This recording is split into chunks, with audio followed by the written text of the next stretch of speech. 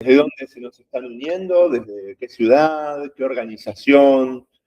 ¿Y qué los trajo por acá? ¿No? Eso, usemos el chat para comunicarnos. Vamos a, por ahora, monopolizar el micrófono desde este lado, desde Buenos Aires, Jorge y yo. Los estaremos leyendo y en algún momento invitando también a que participen algunas personas. Son las 11:01 acá en Buenos Aires. Las otras horas y uno, suponemos, en otros lugares. Damos 2 minutitos más para que se sumen algunas personas y arrancamos. ¿No? Esto es algo típico de organización burocrática, penalizar al que cumple. Vamos a trabajar de cómo identificar la burocracia y cómo sacárnosla de encima y también asumirnos como víctimas, a veces, de la burocracia. O aceptar que tenemos algunos rasgos burocráticos todavía. Por lo menos hablo por mí, ¿no? Así que bueno, eso, un minutito para ir arrancando. Pero por favor cuéntenos en el chat desde dónde nos acompañan. Vamos a estar pensando mucho la burocracia en nuestras organizaciones, la jerarquía en nuestras organizaciones. Así que vayan precalentando un poco también en qué características tienen sus organizaciones a las que ustedes definirían, asociarían a la burocracia, a los procesos que enlentecen, a la necesidad de dar más vueltas de las que nos gustaría, de las que hacen falta. Eso, cuéntenos un poco por ahí y los vamos leyendo y trayéndolo a la conversación. Tenemos a Mauricio, a Joana, a Gustavo. Bienvenidos. Sabemos a Claudina también por ahí. Qué lindo verte, Clau. Está Natalia, bienvenida. María Cristina.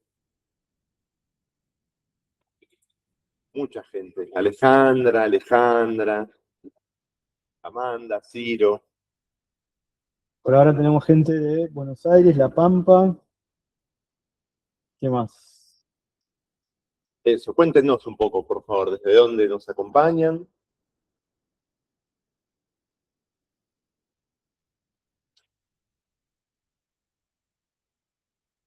México, vamos. Viva Vamos que México. se viene un desafío con Corea. ¿Decís que va a haber un poco de espíritu mundialista también? Sí, atravesando la Difícil el mundo. escaparle, Sí, ¿no? sí, Al está espíritu atravesando. mundialista. Tenemos gente que sabemos que está por ahí, por la Patagonia también. Gente de Barcelona, mirá. Messi, Barcelona, justo. Joan Manel, gente amiga. Bueno, qué lindo, gente. O sea, verlos, leerlos. Quienes puedan, por favor, activen la cámara. Vamos a estar monopolizando un poquito la conversación desde este lado, pero nos gusta verlos, ver sus reacciones. Dentro de lo posible, ojalá no nos usen de radio, ¿no? O de partido como un Gana Panamá de fondo. Idealmente, ojalá hayan podido avisar que este rato iban a estar acá. Y esperamos darles un rato de valor, compartirles experiencias, compartirles ideas y hacerlos pensar sobre sus organizaciones y llevarse buenas nuevas acciones para hacer, para llevar un lindo impulso de cambio. Nos metemos, Jorgito, ¿no? Dale, vamos. Muy bien. Esto es un micrófono para que sepan que si le estamos hablando a esto, es un micrófono que funciona como token también de la palabra. Ari tiene ahí su micrófono, Claro, así que vamos a estar ahí medio... 2 micrófonos. Si no se nos escucha bien, porfa, háganoslo saber en el chat. Avisen. Le decíamos a la gente, muy puntual, que nos salió más en modalidad silloncito esta vez. Denos su feedback también. La otra vez estamos parados. Vamos a ver cómo nos sale, cómo nos resulta. Bueno, reducir la burocracia se llama el mirón que armamos y se llama esta convocatoria, esta invitación que les hicimos, ¿no? Sí, un poco el título y la idea surge Estoy improvisando esto, Dale, pero dale, nomás. no, quería contarles un poco. Tenemos ganas de hacer distintos webinars que aporten valor, de ir viendo casos alrededor de pensar las organizaciones, de repensar las organizaciones, de repensar el trabajo del futuro, de repensar cómo nos organizamos. Y en ese universo que es gigante, que hay un montón de cosas dando vuelta, de hecho tenemos un bootcamp que trata de ordenar un poco eso y de crear algo práctico.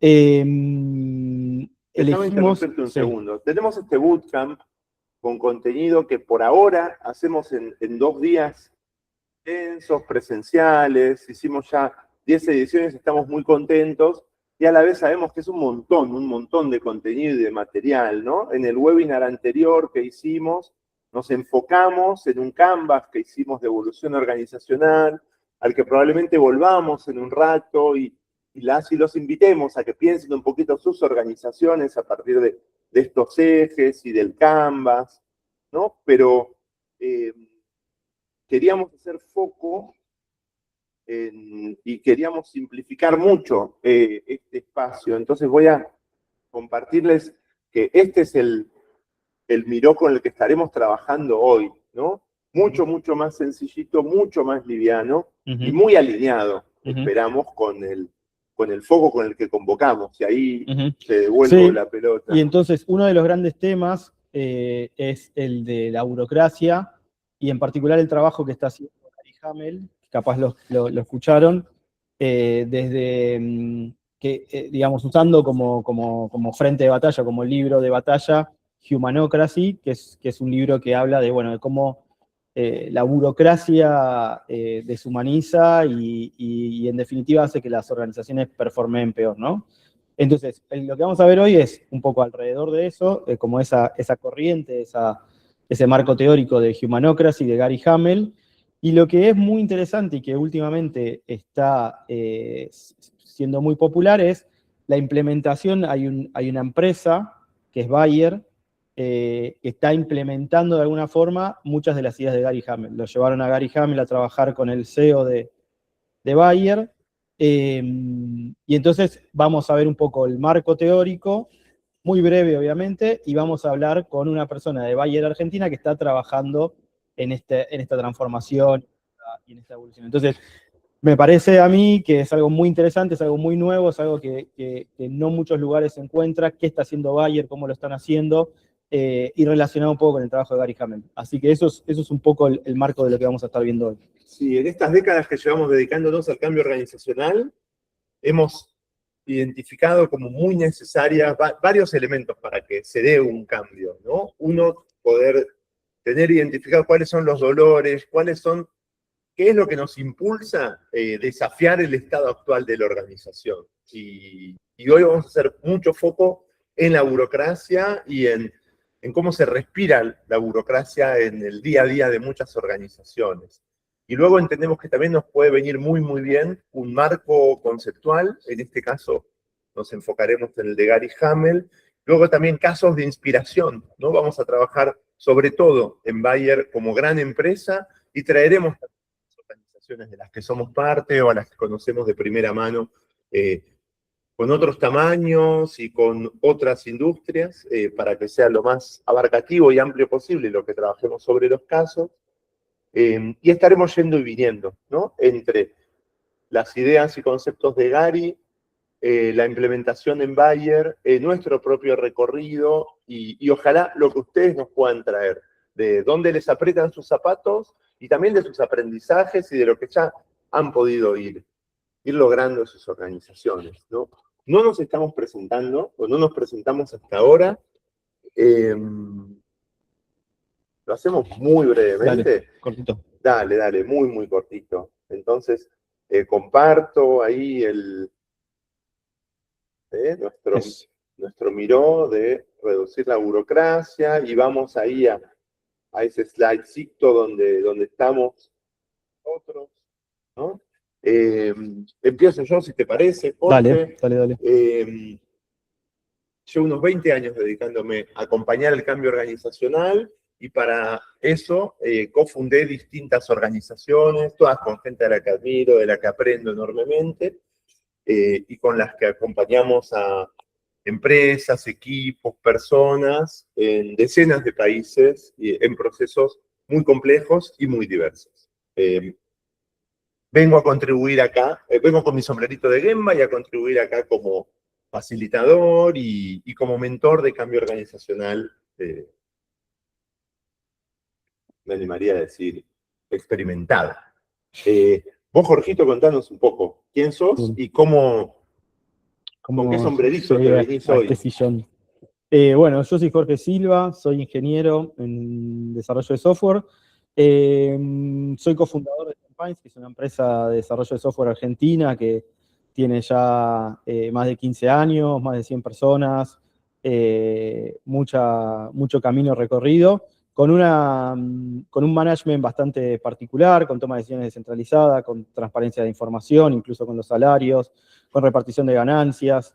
Entonces, todos esos años trabajando y desarrollando esa cultura me empezaron a generar un poco curiosidad de ver cómo ayudar a otras organizaciones. Mucha gente me contactaba para ver cómo podía copiar algunas cosas. Entonces, en algún momento con Ari decidimos unir fuerzas y cofundamos Gemba, que es un universo de distintas iniciativas alrededor de repensar el management, ¿no?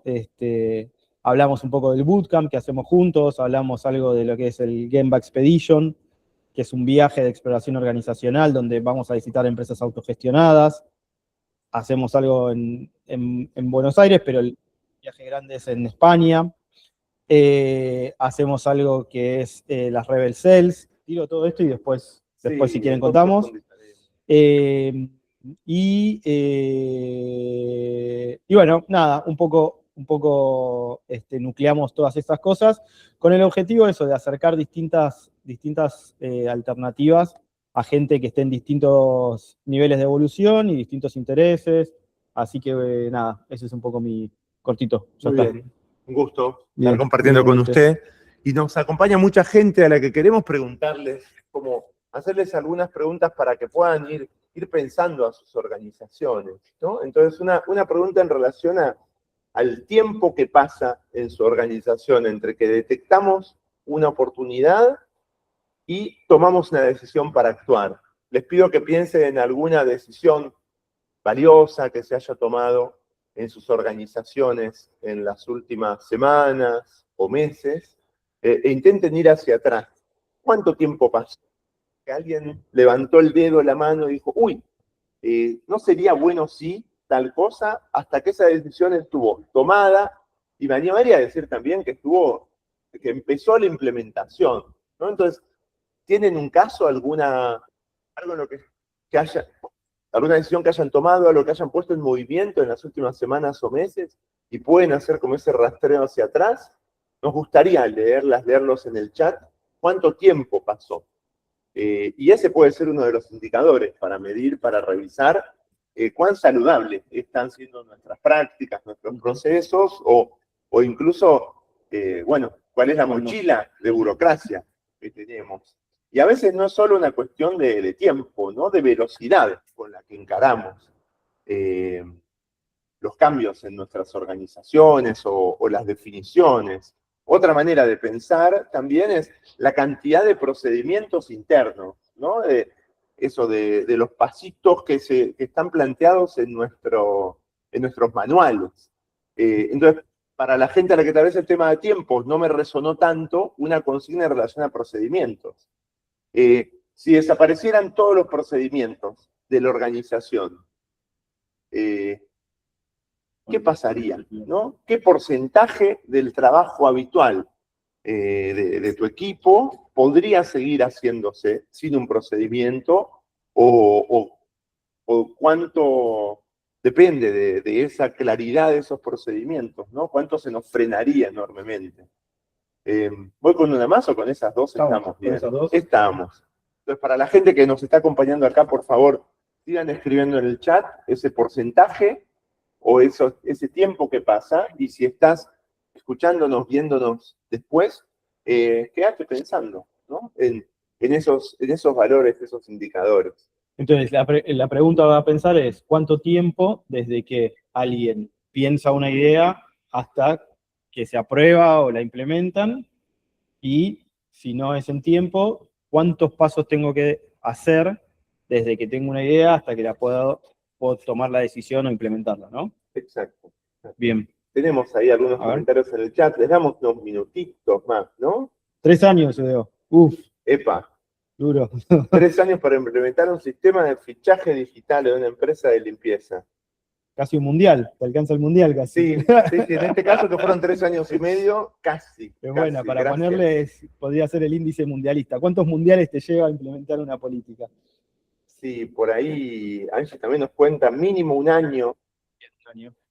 ¿No? Sí, entiendo que depende acá nos dice Joan Manuel, depende de lo próximo que estés a la toma de decisiones. O sea, entiendo, si no interpreto mal, que esto no es lo mismo para todas las personas, ¿no? Que hay personas en las que tal vez ese plazo es más corto y que después hay otras personas que tendrán que golpear puertas o escribir muchos mails y empujar y empujar y empujar y entonces también se agrega esa capa de jerarquía, ¿no? Que a veces no es un tema solo de procedimientos excesivos, también los niveles jerárquicos que pueda tener una compañía. Gracias, Joan Manuel, por eso. Seguimos leyendo, acá Manuel confirma lo mismo, ¿no? Según la persona que tiene la idea, el poder que tiene, eso, la cercanía al poder, ¿no? Y acá Gustavo nos trae, Gustavo, ¿querés compartirnos en 15, 20 segunditos, leernos ese párrafo, compartirnos cómo fue esa reunión en la que estuviste y ese sentimiento que nos compartís? ¿Estás por ahí, Gustavo? Si no te leo, con mucho gusto. Si soy Gustavo, estoy. Sos vos, Gustavo, adelante. Hola. Léenos un poco lo Están que congelados.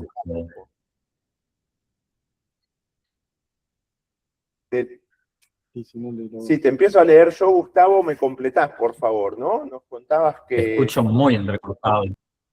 Uy, ¿alguien más, gente? ¿O es solo Gustavo que nos está escuchando entrecortado? Sí, creo, Gustavo, que será problema tuyo de conexión. Bien, ¿eh? Entonces, Gustavo nos decía que ayer tuvo una reunión y que... Es mi internet, entonces. Están esperando que él lance las ideas, ¿no? Y cuando las lanza recibe apoyo y se ponen a trabajar. Falta más iniciativa propia y debo seguir liberándolos más aún. Como lo describe Gustavo, nos conocemos con Gustavo, sabemos que es uno de los socios accionistas de la empresa y quería traerlo también porque muchas veces trabajamos sobre el peso de la burocracia desde quienes están más lejos del poder, ¿no? Y algo que lo hace tan desafiante liberarnos de la burocracia es que también a quienes les pesa es a quienes hoy están, quienes tienen hoy la potestad de tomar decisiones, ¿no? De sentir que es difícil encontrar esos niveles adecuados de empoderamiento o que no se terminan de interpretar las invitaciones al empoderamiento, ¿no?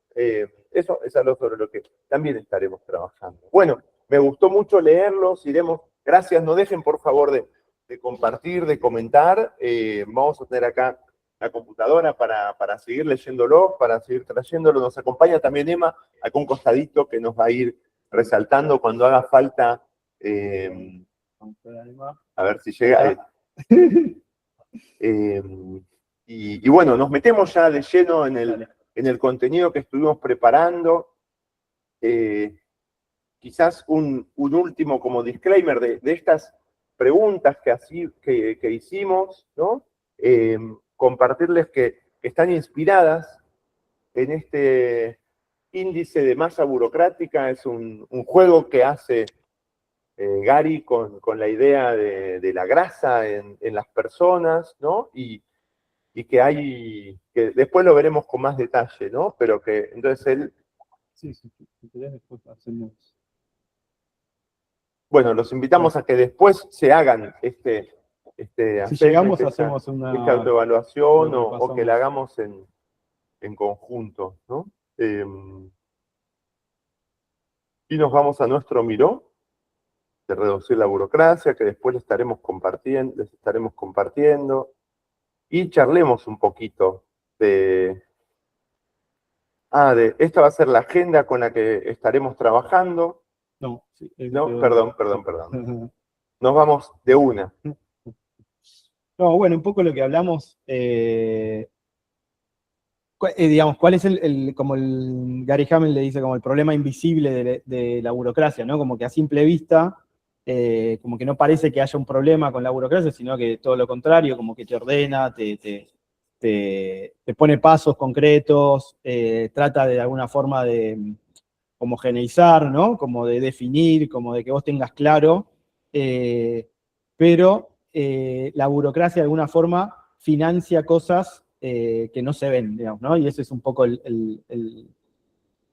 como el claim, ¿no? La llamada atención que se plantea desde esta perspectiva, ¿no? A mí me encantan las metáforas que usa Gary, me parecen súper potentes, y desde esto de la financiación, de lo invisible, después eso, lo que ya Sí. traíamos a lo que volveremos después del índice, ¿no? También es interesante hablar de financiación porque de alguna forma le pone... No es gratis la burocracia. No es gratis agregar un nivel de jerarquía, no es gratis agregar un nivel más en un proceso, y eso financia cosas o financia desgasto, ¿no? Y entonces, en términos de plata, cuando hablamos de organizaciones grandes, imagínense una organización como Bayer, que es la que vamos a ver, agregar una capa de management es carísimo, ¿no? ¿Cuántas personas decíamos que había en Bayer? Son casi 100.000 personas, claro. ¿no? Decenas de miles de personas en más de 100 países. Más de 100 países. Entonces, bueno, un poco el problema por ahí arranca con esto, ¿no? Con, bueno, la burocracia que financia sin ver, ¿sí? Entonces, nada, un poquito como un repaso, mencionamos 4 principales focos o 4 principales ideas que tienen que ver con, bueno, niveles de gestión que no agregan valor, ¿no? Un poco lo que hablábamos de jerarquías en donde se ponen para controlar controladores, ¿no? Entonces, una buena pregunta es, ¿qué valor agrega esta capa de gestión? Entonces, estamos en un contexto en el cual estas cosas empiezan a cada vez llamarnos más la atención. Ahora vamos a hablar un poquito de cómo se relaciona esto con IA y con el contexto de la inteligencia artificial. Pero bueno, uno de los grandes temas es, bueno, niveles de gestión y qué valor agrega cada uno de los niveles de gestión. Cuando uno empieza a tener unos, no sé, 2 o 3 niveles de gestión, o 2 o 3 niveles en una jerarquía, se puede entender bien claro, ¿no? Puede llegar a tener qué sé yo, un director, un gerente, después alguien quizás más de operaciones, pero ya cuando empezás a tener 10, 15 niveles de gestión, se empieza a poner un poco en cuestionamiento cuál es el valor que agrega eso al negocio, ¿no? Y eso es algo que está siempre presente en este tipo de análisis. ¿Qué valor agrega la gestión que estás haciendo? Sí, en el bootcamp, cuando analizamos más en profundidad de estos temas, le agradecemos a la jerarquía por hasta dónde nos trajo. Sabemos que hubiera sido imposible conseguir, bueno, no sé si hubiera sido imposible, pero... Bueno, pero la historia nos dice que es el camino. Sí. Sí. Llegamos acá por eso. Llegamos hasta acá, en parte gracias a lo que pudimos conseguir como sociedad y asumiendo que nuestras sociedades hemos tenido en los últimos miles de años organizaciones jerárquicas, ¿no? Con 2, 3, 5 niveles de jerarquía, y sabemos que eso ayudó a que podamos ir funcionando más allá de los círculos pequeñitos de las familias empleadas de 20, 30 personas, ¿no?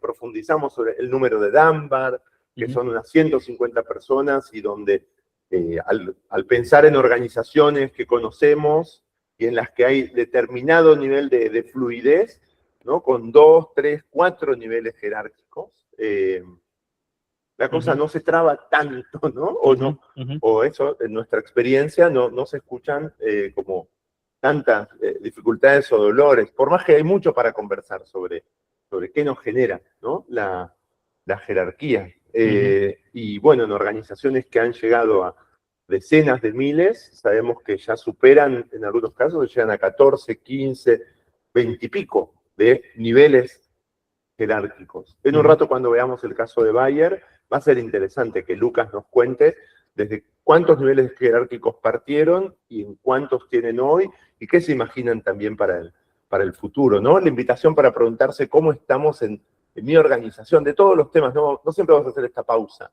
¿no? Pero sí la invitación a preguntarse cuáles son los niveles jerárquicos que hay en mi organización hoy, intentar pensar dónde vino, cuándo nos pareció que esto era una buena idea o que esto era necesario, como les estamos contando de hace miles de años en la humanidad o hace cientos de años a partir de la revolución industrial, de nuestras organizaciones modernas. Y bueno, hace como mínimo un par de décadas que nos lo venimos cuestionando mucho, ¿no? En el mundo de las organizaciones y vamos a seguir cuestionándolo hoy acá. Bien. El otro punto es el tiempo en tareas internas versus el trabajo que llega al cliente, ¿no? Esto es un poco lo que hablábamos. ¿Cuánto tardás en resolver tareas internas para llegar al cliente, digamos, ¿no? Entonces, un poco parecido a esto que decíamos de, desde que yo tengo una idea hasta que la puedo implementar y que le llegue al cliente, ¿cuánto tiempo tardo? ¿Sí? Entonces, ese es un segundo punto que tiene que ver con la burocracia, que tiene que ver con medir la burocracia y es lo que sería el tiempo desde que pensás hasta que ejecutás, ¿no? Sí, para esto tener métricas, o sea, uno tiene la sensación, ¿no? Lo que te dicen las entrañas de cómo son los tiempos en mi organización, poder ir midiendo cuando se enciende algo nuevo. ¿Cuánto tiempo pasa desde que surge la idea hasta que efectivamente nos ponemos a trabajar en eso? ¿Y cuánto tiempo pasa desde que nos ponemos a trabajar en eso hasta que está terminado y es enviado o lo está disfrutando un cliente final?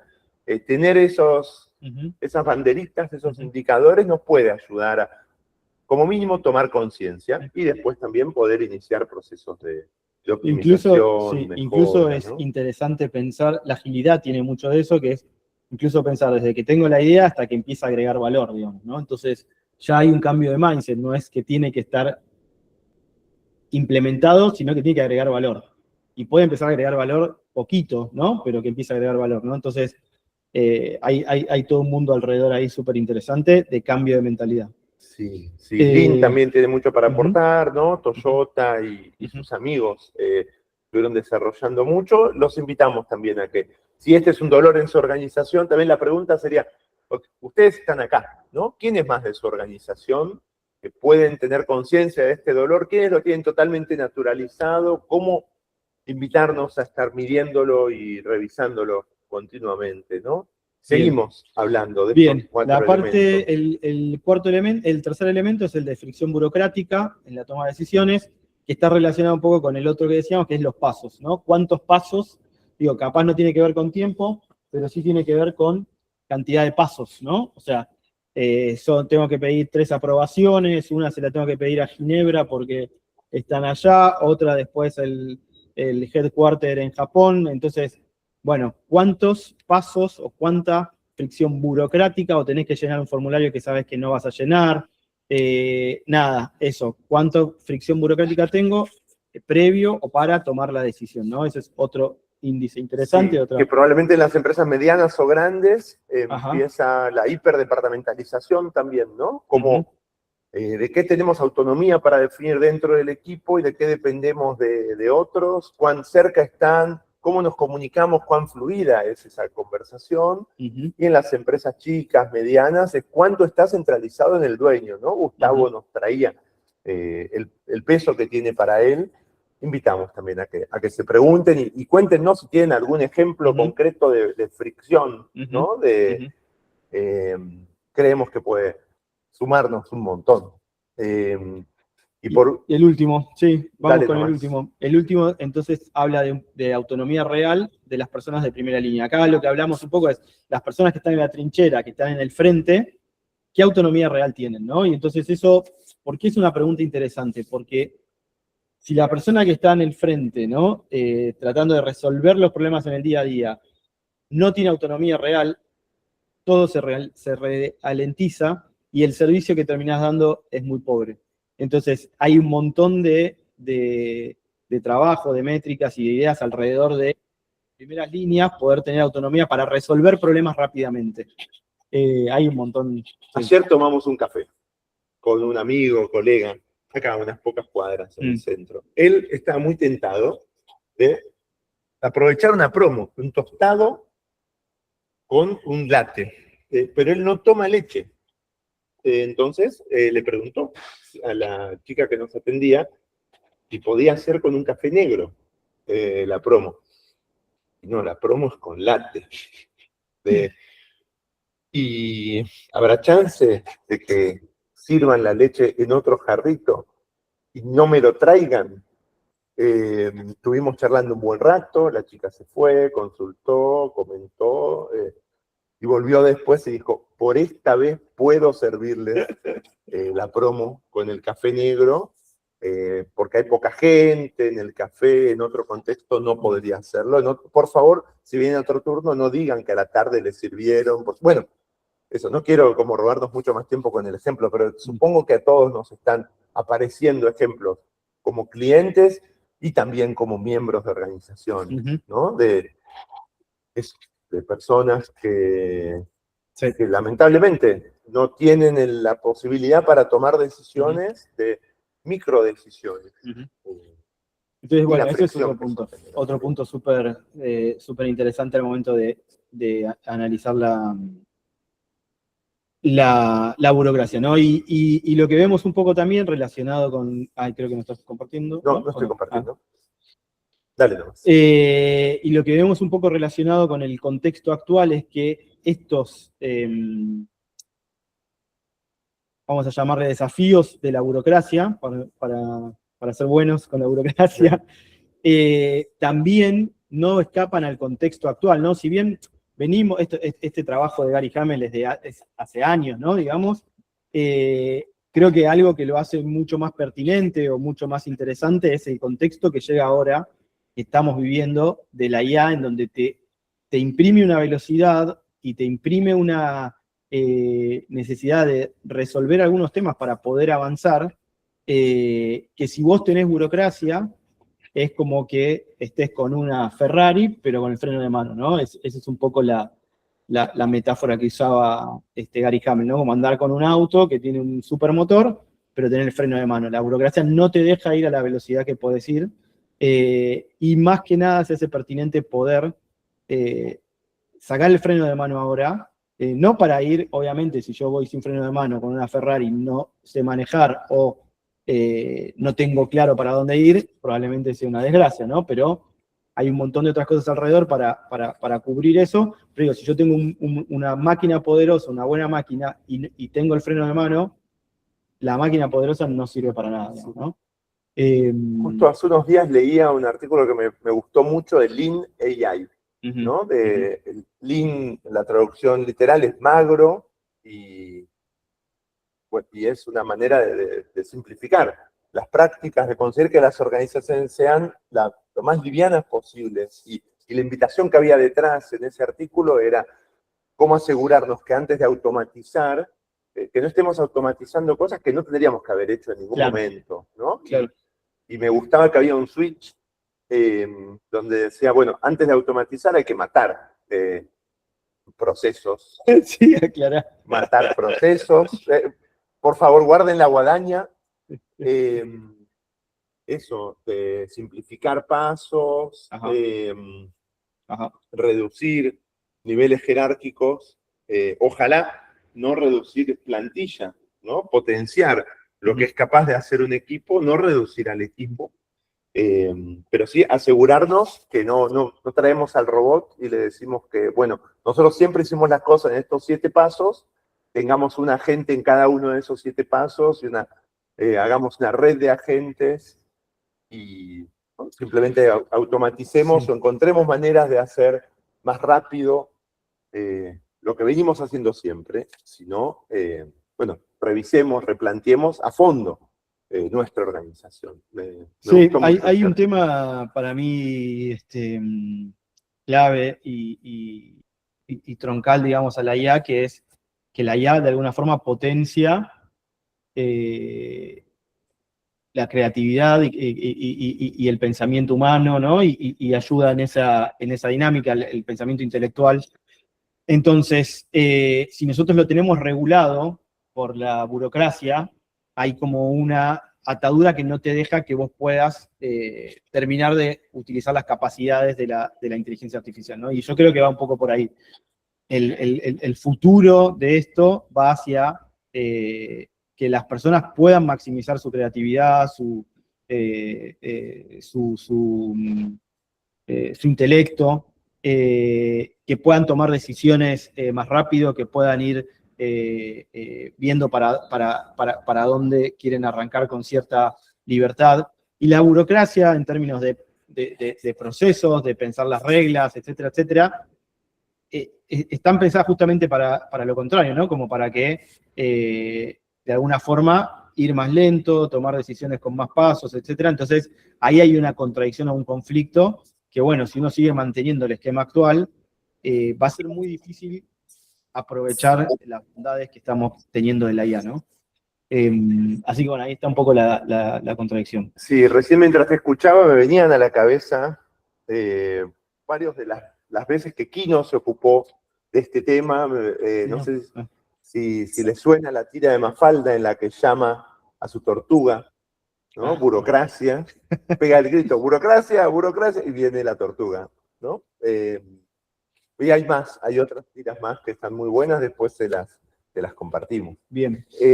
Vamos, avanzamos, Sí, ¿no? cerramos entonces este primer bloquecito como de toma de conciencia de ese problema invisible, de la máquina que frenamos sin darnos cuenta, y vamos ahora como a ver qué es lo que nos trae, qué es lo que nos propone el bueno de Harry con sus principios de la humanocracia, ¿cuál es, no? Sí. El ADN de la organización más humana que él plantea, y también, como les decíamos hace un ratito, hay una serie de maneras de medir esto que él plantea en su web que les recomendamos que puedan hacer, ¿no? Bien. Pero vamos un poco Sí, a sí, compartir quizás, esto. sí, vamos a contarles un poco. Gary Hamel, entonces, lo que hace, basado un poco en estos problemas, plantea 7 principios para ir hacia una humanocracia, ¿no? Él como que plantea la alternativa a la burocracia es la humanocracia, en donde las personas están en el centro, por un tema de que busca hacer a la organización más eficiente de alguna forma, ¿no? Y entonces la respuesta es poner a las personas en el centro y buscar una organización que tenga estos 7 principios. Che, qué hippie que suena esto. Me imagino que es solo aplicable en pymes con dueños muy idealistas u ONGs, ¿no? No hay chance de poner esto en práctica en una organización grande, en una organización que busque maximizar sus ganancias. Déjame desafiarte eso con mi amigo Lucas. Dale, muy bien, ya lo charlaremos, Ahora ya lo lo charlamos. charlaremos. Lo cuento rápido esto porque Dale. son 7 principios, cada principio imagínense que es un capítulo y es un montón, pero como para que tengan un poco de idea de qué temas hay alrededor de cómo repensar desde la visión de Gary Hamel, habla un poco de la propiedad, de que digamos, y no en términos contractuales, sino de hacer que la gente sienta que el resultado importa, que estén involucrados, ¿sí? Que tengan algo en juego, ¿sí? Hay un montón de formas, nosotros cuando hacemos el bootcamp charlamos un montón de cómo hacer esto, trabajamos 5 dimensiones, una es el propósito, que está relacionado con la propiedad, otra es cómo se maneja la información, otra es cómo se hace la toma de decisiones, entonces hay muchas aristas alrededor de esto. El objetivo es que la gente sienta o que realmente esté en el control del resultado final. ¿Está bien? Sí, sin duda que este es un tema clave. Ya me gusta mucho cuando Koldo Sarachaga habla del marcador, ¿no? De eso, me viene a la cabeza un partido de básquet y no, uno no lo juega igual de espaldas al resultado. No es clave saber cómo nos está yendo para poder en línea tomar decisiones, cuánto tiempo falta, y eso poder... Los dueños de una organización están todo el tiempo teniendo acceso a la información clave de la organización y decidiendo a partir de eso cuánto hacemos, cuánto invitamos a que el resto de la organización lo haga, ¿no? Y este es tan clave la propiedad que el modelo con el que Bayer denominó a su cambio, ¿no? A su evolución, es de propiedad dinámica, ¿no? Propiedad dinámica compartida. Lucas nos va a contar un poco más de esto en un rato. El segundo punto es el de mercados, o el poder de los mercados. Son todos el poder, ¿no? Habla todos como el poder de la propiedad, el poder del mercado y cómo el mercado ayuda. Acá quizás es algo bien americano, ¿no? El tema de la bolsa, el mercado, como que es algo importante y tiene que ver con, lo usa como una especie de metáfora para mí de las decisiones no las toman los de arriba, sino la mejor decisión gana. Es una especie de pensar, bueno, no importa quién propone, cuál es la mejor decisión y que el mercado decida si esa decisión es buena o no, no que alguien la decida, ¿no? Entonces, se habla así como que tenés un mercado de decisiones y el mercado pricea, le pone precio a esa decisión, la que sea la mejor va a ganar. Romper esa idea de tantas organizaciones en las que todos giramos la cabeza y esperamos a ver qué dice la persona mejor paga, ¿no? De la sala para siguiéndolo tomar la decisión. ¿No? El tercero es la meritocracia. Yo tengo un conflicto con la palabra meritocracia, pero la meritocracia bien entendida yo creo que es algo que está bueno. Hubo mucha discusión acá en Argentina con una publicidad que se hizo sobre meritocracia hace muchos años. Estuvo linda, creo, el debate en la arena pública. Búsquenlo si quieren para seguirlo. Y bueno, y probablemente muchas de las personas que nos acompañan no lo tienen ese problema, así que gracias por compartirnoslo. Bueno, puede ser. Pero genial que eso, que hagámonos esa pregunta. A ver, a mí la meritocracia me parece que es algo que no es banal y de decir, bueno, no, se lo ganó la persona, o hay que tener cuidado con esa palabra y hay que cuidar que realmente sea algo justo, digamos, ¿no? O sea, es una meritocracia en un marco de justicia. Entonces, en una organización en donde todos tienen las mismas oportunidades, hablar de meritocracia es interesante porque permite que la persona acumule un cierto capital social, digamos, ¿no? De, bueno, yo me involucré en esto, participé en esto, dediqué tiempo, y entonces eso tiene que tener un valor en la organización, ¿no? Acá en Tempines pasa mucho eso, ¿no? Como no es lo mismo que lo diga una persona que lo diga otra las cosas, y está bien. También tiene que estar bien que todas las personas tengan que tener oportunidades, ¿no? Las mismas oportunidades. Después, con las mismas oportunidades, cada uno hace lo que quiere y ahí es donde vos construís tu mérito, ¿no? Sí, no, estaba preguntándome cuán hinchapelota mundialista me pongo. Soy bastante nerd del fútbol, nerd de todas las cosas que me apasionan.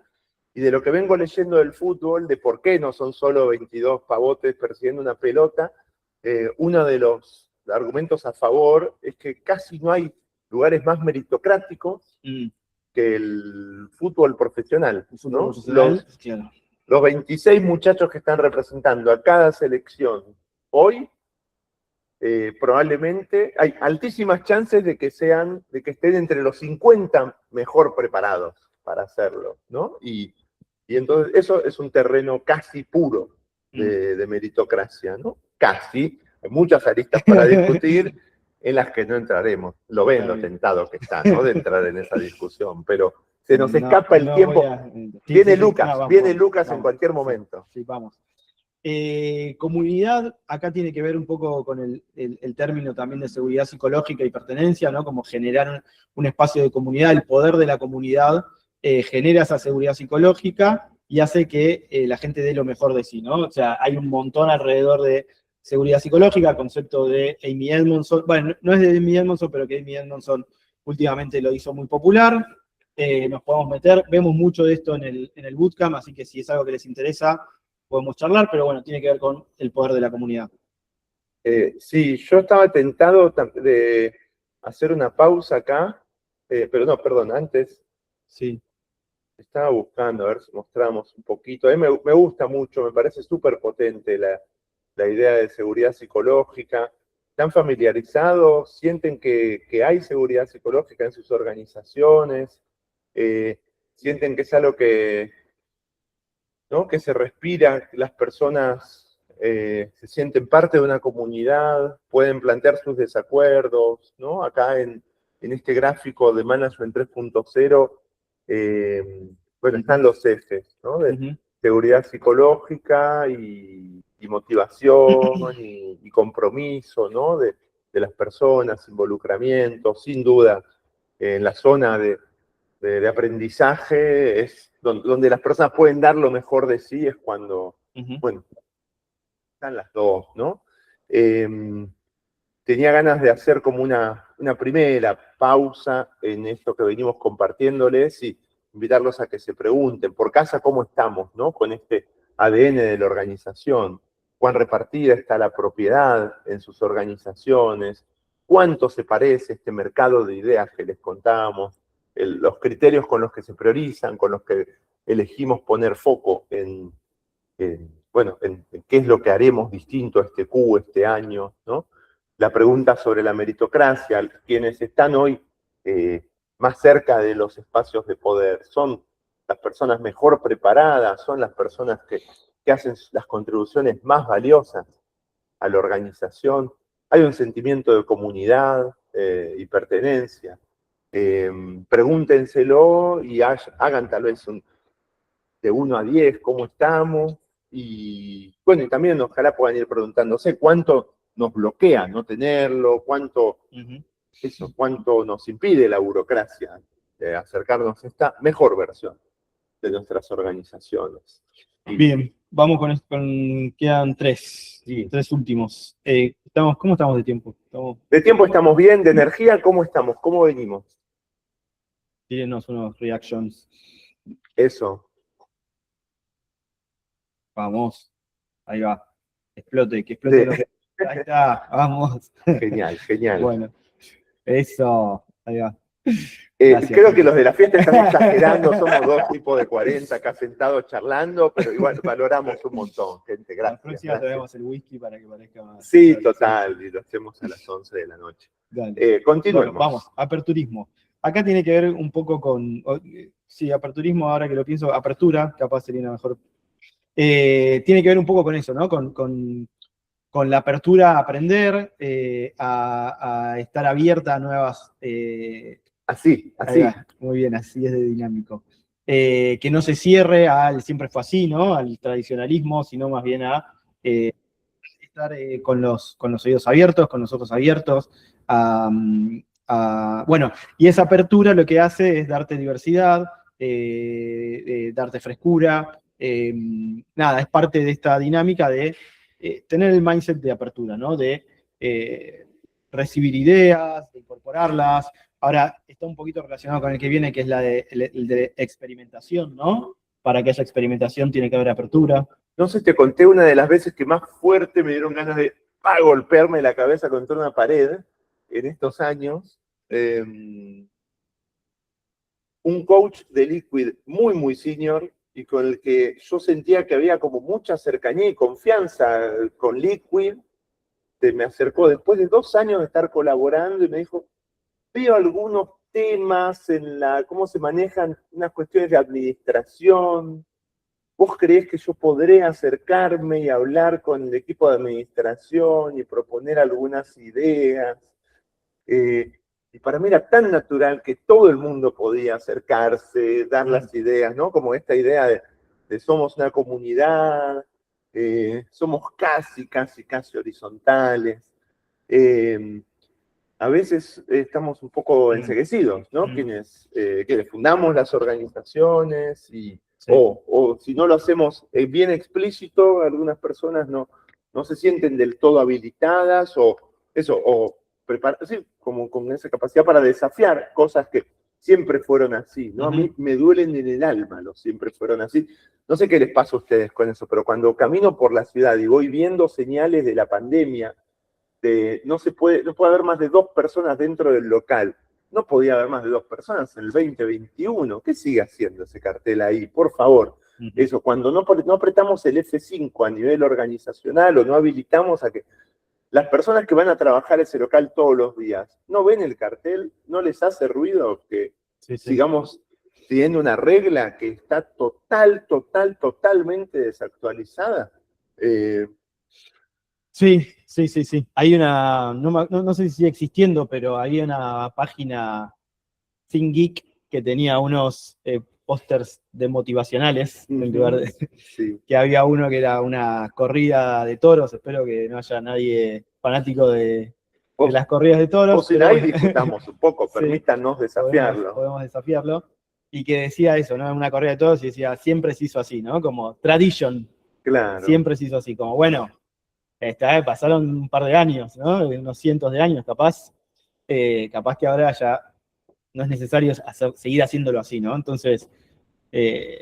¿Cómo sos de andar metiéndote con lo que divierte a la gente? Me gusta meterme en problemas. Pero bueno, vamos. Sigamos. ¿Qué más? Nos quedan dos. Experimentación, que adelanté un poquito, se autoexplica, creo, ¿no? O sea, tenemos que tener espacio para probar, fallar y aprender. Siempre, bueno, no siempre, pero muchas veces que charlo el tema de la oda a la falla, ¿no? O el reivindicar el error. Tengo discusiones con algunas personas, porque es como, no, pero no puedes decir que el error es bueno, no sé qué. Lo voy a seguir defendiendo. Este público creo que es más abierto, así que pero se va a entender, pero tiene que ver... error. No, creo que hay un montón de cosas alrededor. Creo que está bueno decir esto para que te escuchen, ¿no? Pero tiene que ver con el proceso de aprendizaje. En el proceso de aprendizaje hay una parte en donde yo aprendo, y cuando yo aprendo me tengo que equivocar. No hay otra forma de aprender sin equivocarse. Lo que es importante es aprender, digamos, ¿no? O sea, no puedo estar equivocándome todo el tiempo, pero me tengo que equivocar. Entonces, el argentinismo al pensar esto, como que no es un premio al boludo, ¿no? Lo que habilitamos cuando abrimos de organización a hacer error friendly, ¿no?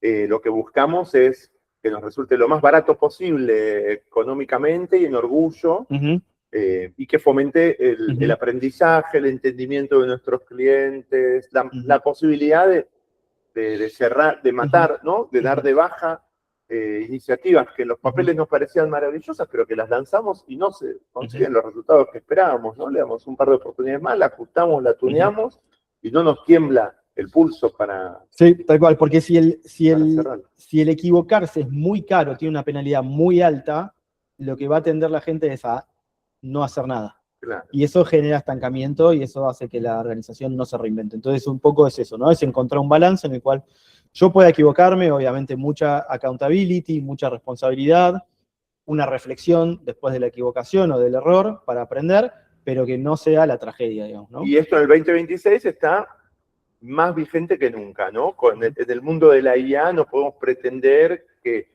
hacer el mega prompt fantástico para que en la primera iteración consigamos ese resultado que esperábamos. Es cuestión de ir construyendo también iterativa e incrementalmente, pimponeando con nuestros amiguitos robots, lanzando, recibiendo feedback, ajustándolo. Tenemos la capacidad de nunca fue tan barato producir como lo es hoy, ¿no?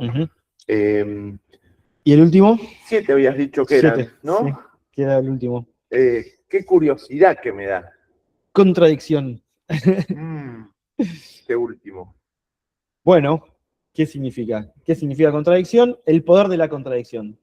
Obviamente, todos estos principios tienen tensiones, ¿no? Entonces, hablamos, por ejemplo, de la apertura, que puede tener contradicción con, por ejemplo, ¿con cuál podemos tener contradicción? Quizás con el poder, ¿sí? O con, no sé, por ejemplo, la propiedad con la meritocracia, ¿no? O la experimentación con la comunidad. Bueno, es parte de la vida, es parte del sistema, es parte de la organización, y es encontrar un balance, ¿no? Y ahí está un poco el gut feeling o bueno, la conversación y el ir diseñándolo en función del equipo, ¿no? Pero digo, que existan contradicciones no es malo a priori. Van a haber contradicciones y es parte con lo que hay que lidiar, digamos, ¿no? Entonces eso es lo interesante. Sí, a mí me encanta esta idea, me gusta mucho ese capítulo del libro, se los recomiendo muy fuertemente y también, así como hablábamos de la importancia de que en nuestras organizaciones naturalicemos eh, los errores, creo que también es clave naturalizar las contradicciones y que no todo sea blanco o negro. No sabes la cantidad de discusiones que estoy teniendo en casa con mi hijita preadolescente en relación a esto. No quiero como meterme a fondo en eso, pero bueno, es una parte clave de ese proceso. Bien. Estamos, los Sí, esto era siete principios. algo, Estamos. sí, esto era lo principal, ¿no? Que queríamos compartirles. Volvemos a hacer referencia, queremos ser muy respetuosos, muy como agradecidos a Gary con su, eso, que es quien hace la principal contribución conceptual, teórica, ¿no? Y hay un curso, hay como que él ofrece, hay como esos distintos tipos de herramientas a las que pueden acceder acá y les recomendamos que las vean y también aprovechamos para recomendar los otros espacios en los que nosotros trabajamos más en profundidad, ¿no? Estos temas. El bootcamp en el que en 2 días vemos los distintos elementos que para nosotros son clave para pensar la autogestión en una organización, el viaje en el que visitamos para conocer de primera mano, ¿no? Nos gusta mucho el nombre Gemba, esta práctica de Toyota, de que los managers dejen la oficina y vayan a donde suceden las cosas para tomar decisiones, como la metáfora que usamos para nuestro viaje de experimentación, en la que vamos a conocer de primera mano 12, 15, 18 personas y organizaciones en las que se hacen las cosas de una manera distinta, vamos a buscar inspiración y vamos a buscar también casos bien concretos, ¿no? La gente vuelve con 10, 12, 15 ideas para poner en práctica en sus organizaciones. Y también el espacio de pares, ¿no? De Corporate Rebels. Estamos muy contentos de habernos sumado, de ser la pata latinoamericana de Corporate Rebels. Creemos, para nosotros fue clave siempre ser parte de una comunidad, encontrarnos con otras personas que estén en la misma búsqueda, facilitarnos la exploración, habiendo escuchado cómo exploró otra persona, escuchar otras voces, otras opiniones de decisiones, de dilemas que estemos afrontando y bueno, creemos que estamos muy contentos de esto, creemos que es una propuesta muy valiosa. En noviembre va a ser el encuentro anual en Ámsterdam, está confirmado que va a estar Ricardo Sembler, es una de las posibilidades, ¿no? Que ofrece ser parte de las Rebel Cells, es ir al Annual Summit y bueno, ojalá puedan contemplarlo, que sus organizaciones, la membresía es por organización, no personal, que sus organizaciones puedan sumarse a las decenas, cientos de organizaciones que son parte de las Rebel Cells en todo el mundo. Bueno, me imagino, quiero creer que están dándole unas vueltas a esto que les contamos, pensándolo, qué de esto le pueden compartir a alguien con el que trabajan, qué de esto van a nerdear. Nos escriben ahí en el chat, por favor, sobre qué tema les gustaría investigar un poco más, cuál de esos 7 puntos que les compartíamos recién, ¿no? Del ADN, creen que sería más interesante ir a explorar o experimentar, o sobre el que quieren discutir con colegas en sus trabajos. Nos reaccionan un poquito en el chat, por favor, de cómo están, cómo lo ven. Si alguien quiere, también micrófono abierto, ¿no? Si alguien tiene ganas, podemos hacer una o dos voces. ¿Alguien está con lucidez para contar algo? ¿O alguna pregunta o alguna reflexión? Sí, vamos a tener un espacio de micrófono abierto también al final, después de que Lucas nos cuente el caso, para que haya más también ida y vuelta, y tenemos unos minutitos ahora, que alguien está con ganas de compartirnos, de contarnos. Rosana nos dice que no para de tomar nota. Qué bueno, nos alegra.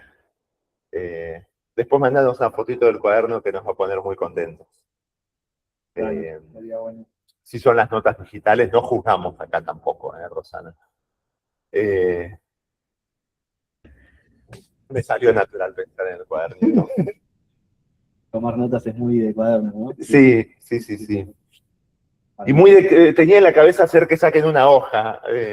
Si llegábamos a este momento y 54 y 55 les pedía que saquen una hoja y por eso me vino a la cabeza lo del cuadernito. Bueno, ahí está. Adelante, Rosana, te escuchamos. No, son digitales. Ay, me está costando recuperar el hábito de volver a escribir a mano. En eso estamos, porque también a nivel cerebral funciona y mucho.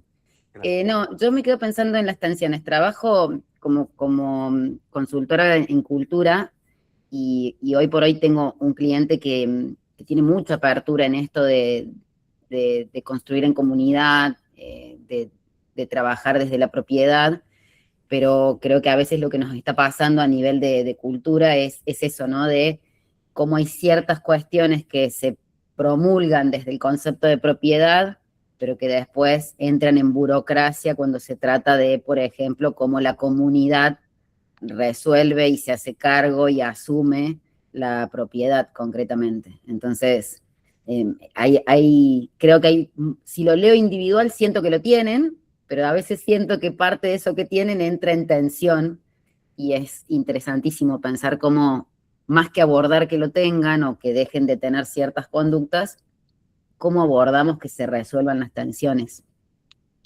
Me encanta, estoy muy de acuerdo en eso, identificarlo y asumirlas, ¿no? Tensiones tendremos todo el tiempo, cuando resolvamos las actuales surgirán nuevas. Sí, cómo las ponemos sobre la mesa, las hacemos visibles, las priorizamos y las vamos resolviendo, ¿no? Luciano se está bajando, gracias por sumarte. Luciano, te estás perdiendo el caso de Bayer, después verás la grabación. Y tenemos a Mano en Alto, es un muchacho que me suena, ¿no? Lucho, qué lindo verte y qué lindo escucharte, Lucho. Presente, perdón que justo me perdí un poco el inicio, que estaba en otro tema, pero no me lo quería perder. Y de los principios me gustó mucho el tema de las tensiones también, ahora coincidía un poco con Rosana, de las contradicciones.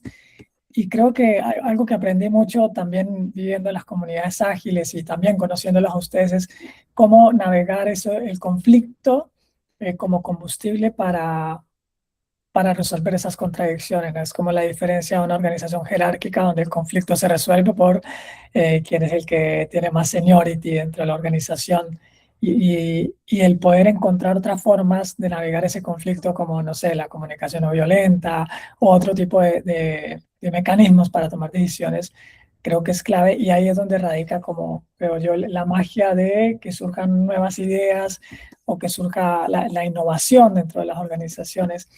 Hace poquito conocí una práctica de Pixar que usan donde el guionista que trae el guión de una película que cree que es espectacular, la trae a otros pares y se la destrozan. Se llama el brain trust. Y es espectacular porque no hay jerarquía y te destrozan el guión. Y al final, después de todo eso, es que han surgido los grandes éxitos de Pixar, ¿no? Como a través de ese conflicto es que se logran sacar las grandes ideas, chicos. Eso quería traerlo a la mesa. Qué bueno, Lucho, muchas gracias por traerlo, por acompañarnos y por compartirnos. Yo tuve un par de años que estuve insoportable con el caso Pixar, primero porque me encantan las películas, pero después leí el libro, hay un libro que escribió Ed Catmull, uno de los fundadores, donde describe con mucho detalle este espacio que nos estás trayendo y muchos otros espacios que hacen a Pixar, o que hicieron a Pixar en sus principios una organización tan disruptiva, tan distinta, y si les gustan las películas o creen que en el mundo de la creación, en este caso de películas animadas, puede haber algo de inspiración para sus organizaciones, vayan a leer el libro de Catmull y también a a ver algunos de los documentales en Disney Plus. La mayoría de las películas están acompañadas por un documental. A mí me gustó especialmente el de Soul, una película que se estrenó en pandemia y entonces traían con el ida y vuelta de cómo... La hicieron remota. De que, claro, de qué partes creían del proceso entendían que se podía hacer remota y en cuáles sentían que no podría haber existido la película sin el trabajo de diseño inicial de personajes, de armado del storyboard de alto nivel, si no era con las 4, 5, 6 personas clave, eso en esa mesa, como vos nos describías, Lucho, recién, discutiendo durante horas, horas y horas. Y podríamos seguir discutiendo también acá, horas y horas, en abstracto, como estábamos discutiendo, o como estábamos también charlando de las ideas de Gary Hamel, y nos parecía muy necesario, nos parece siempre muy importante bajar a un caso. En nuestro webinar anterior estuvimos con Xavi Costa como invitado, hablando de Indaero. Los invitamos a que busquen sobre Indaero, sobre Xavi Costa y Full Circle, y sobre Crisos, y el webinar anterior, que lo puedan ver. Y vimos sobre Tempines también. Y para este encuentro invitamos a Lucas, nos puso muy contento que puedas hacerte el tiempo, Lucas, para acompañarnos, para que vengas a contarnos un poco de vos como agente de cambio, de tus aprendizajes, tu desarrollo, tu evolución y de lo que vienen consiguiendo con tus decenas de compañeros que están impulsando este cambio en Bayer. Bueno, que nos cuentes un poquitito el caso Bayer y cómo lo vivís vos de primera mano. Así que, Lucas, primero agradecerte muchísimo por estar acá y segundo, callarme y darte el pie a que nos cuentes un poquito de vos y la organización.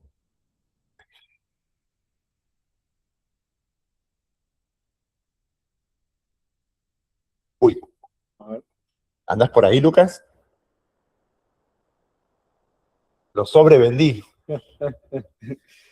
No, le metiste mucha presión. Sí, volvé, Lucas, te perdonamos. Se fue. No.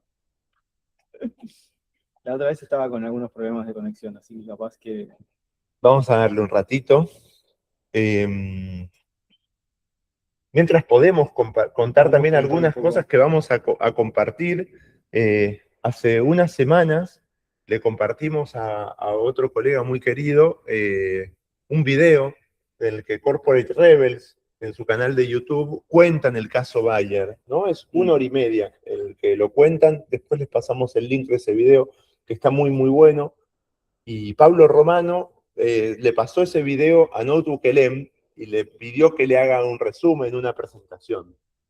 Y yo quedé muy sorprendido por esos 14, 15 slides, creo, que armó Notebook-LM, la herramienta de Google de apoyo para estudiantes,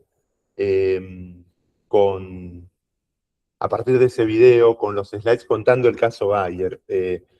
Vengo hace años ya como estudiando el tema y me pareció muy, muy, muy valioso. Gracias ahí, Lucho, por pasar el link del video. Eso, creo que esos slides que armó Notebook-LM son un lindo complemento. Y ojalá lo tengamos a Lucas acá en un ratito. Mientras tanto, a ver cómo estiramos, ¿no? Les cuento un poco más de qué me gusta a mí del caso Bayer y que ahora le vamos a pedir a Lucas que nos cuente cómo lo hicieron, ¿no? Pero hay 3 decisiones que me parecen potentísimas. Una es la invitación a que todos los procesos de la organización se hagan en un máximo de 90 días.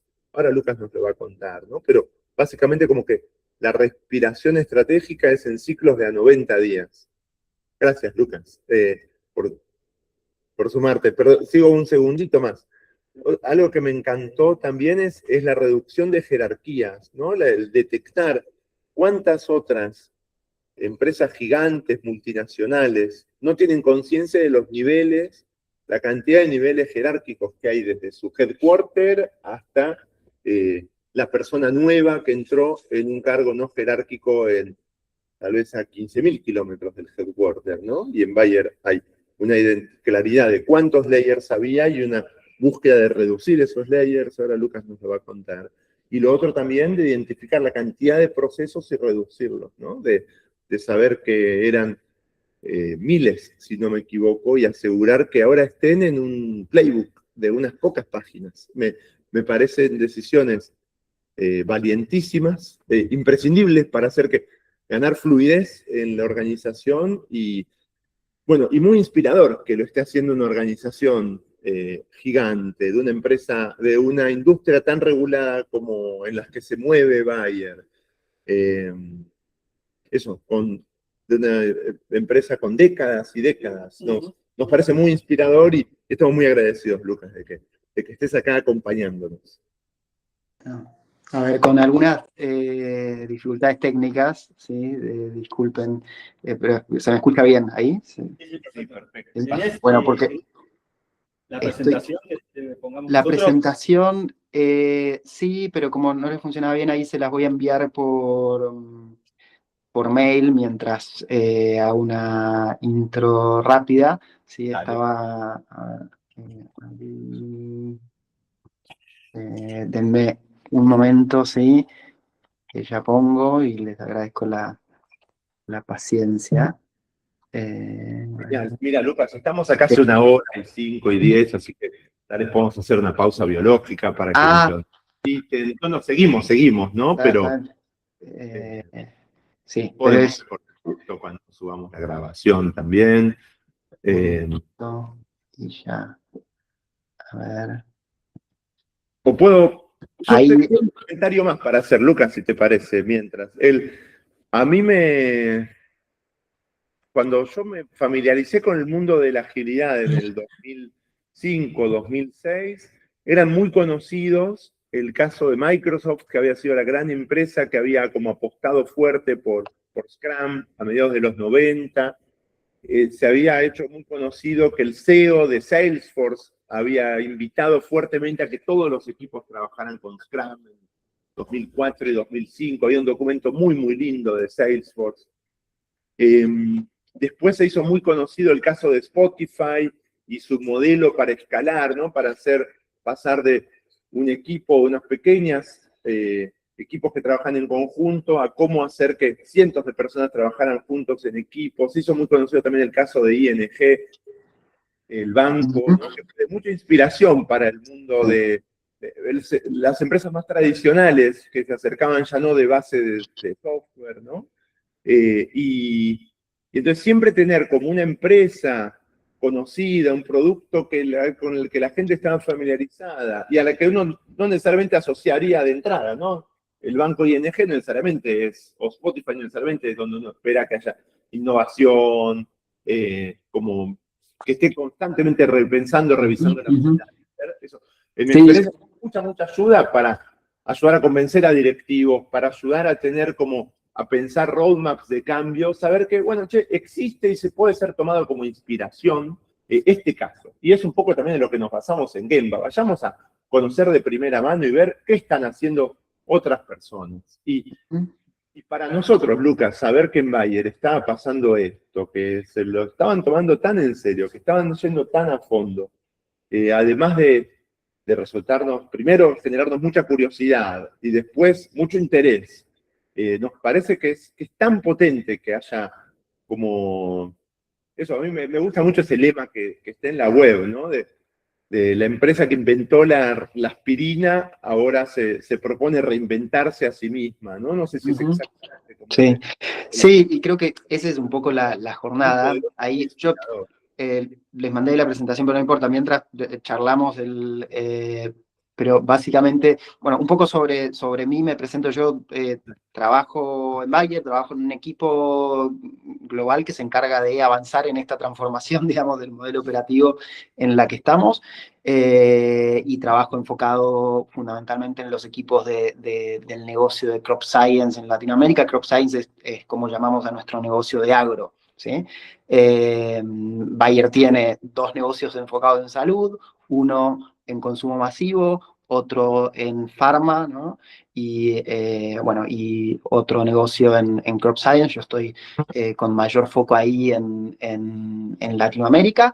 Y creo que me resonaban varias cosas de lo que traías recién, Ari, porque por un lado, creo que la jornada en la que estamos tiene que ver con encontrar cómo reinventar la organización totalmente, ¿sí? Creo que esa jornada de reinventar la organización también tiene que ver con prepararnos para el futuro y también con abordar algunos desafíos que son presentes, ¿no? Y eso es también lo que hace que se tome una decisión tan valiente, ¿no? Como de iniciar esta transformación en una empresa que realmente es gigante, ¿no? En el momento en que esta transformación empezó, 100.000 empleados, en todo el mundo, ¿sí? Y con una historia de 160 años, ¿sí?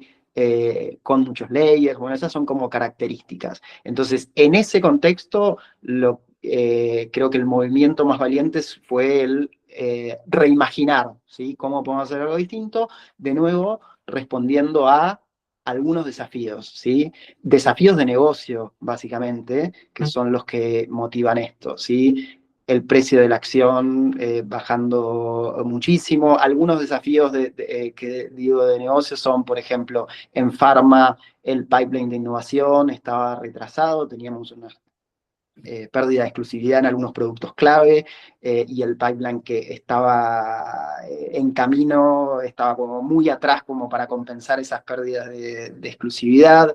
El negocio de crop science con muy baja rentabilidad, ¿sí? Entonces ahí un desafío grande de rentabilidad, de tener cash también.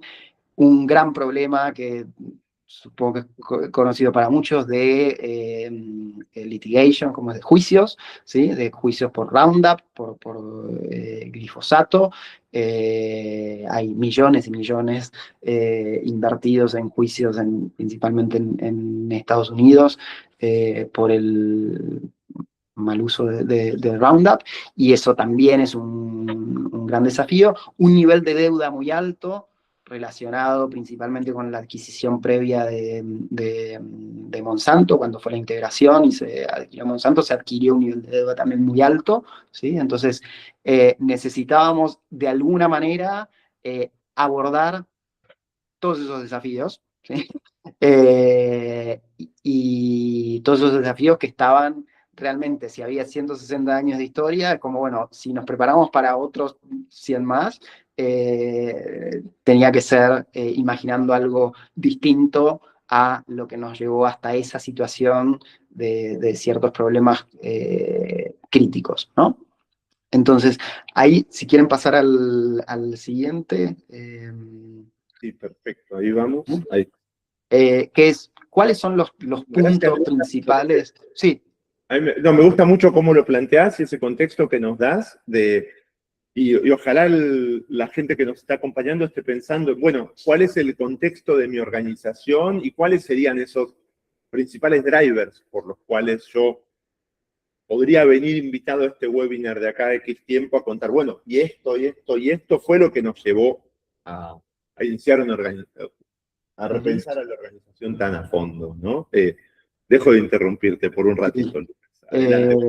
Sí, y genial invitación. Bueno, y en esto, ¿no? Cuando digo, bueno, es reimaginar en torno a, estas son algunas de las principales ideas, ¿no? Que las decisiones puedan ser tomadas por los equipos que están al frente del trabajo, ¿sí? Que todos los equipos estén construidos alrededor del cliente, ¿sí? No ya de una jerarquía, que era como funcionábamos antes. Los gerentes que dejen de ser jefes o gerentes y se conviertan en coaches de los equipos. Los ciclos de innovación que sean más cortos, ¿no? Pasar de ciclos anuales a ciclos de 90 días que permiten ser 3-4 veces más rápido, ¿sí? Tener también, aprovechar y apoyarnos en todo lo que tiene una multinacional, con la escala, con los recursos, y agregarle a eso la velocidad de una startup, ¿sí? Y poner nuestra misión, que es esta que está ahí arriba, salud para todos, hambre para nadie, en el frente, ¿sí? Y que seamos muy radicales en que todo lo que hagamos esté conectado con esa misión. Vamos al siguiente.